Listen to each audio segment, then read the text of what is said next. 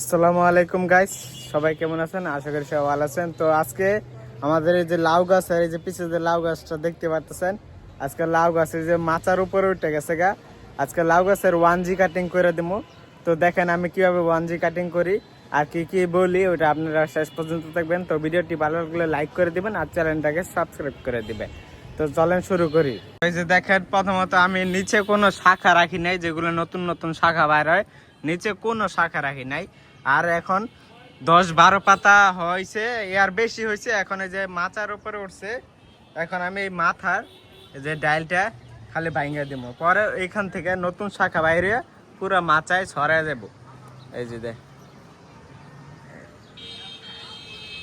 এই যে মাথাটা কাটতে দিলাম। এখন এই যে এইখান থেকে এই যে একটা নতুন শাখা, পরে এইখান থেকে নতুন শাখা বাইর হয়ে এই যে নতুন শাখা, এই দুইটা আর নতুন শাখা বাইর হয়ে পরে পুরা ছড়াই যাবো গা। এটা হলো 1G কাটিং করে দিলাম।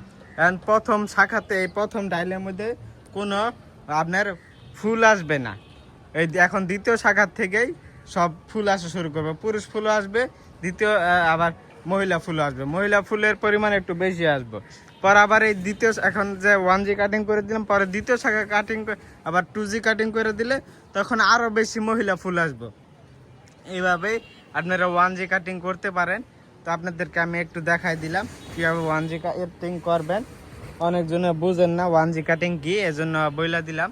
এখন আমার এই যে টালের উপরে উঠে গেছে গা, এই জন্য 1G কাটিং করে দিলাম। এখন কোনোই নেই, এখন এই যে সবগুলা শাখা একেবারে ছড়াই যাবো। দুইটা শাখার থেকে অনেকগুলো শাখা বাইরে হইব এখন, আর অনেক ফুল আসবো। তো ফুল আসার পর আপনাদেরকে আমি আবার দেখা মনে।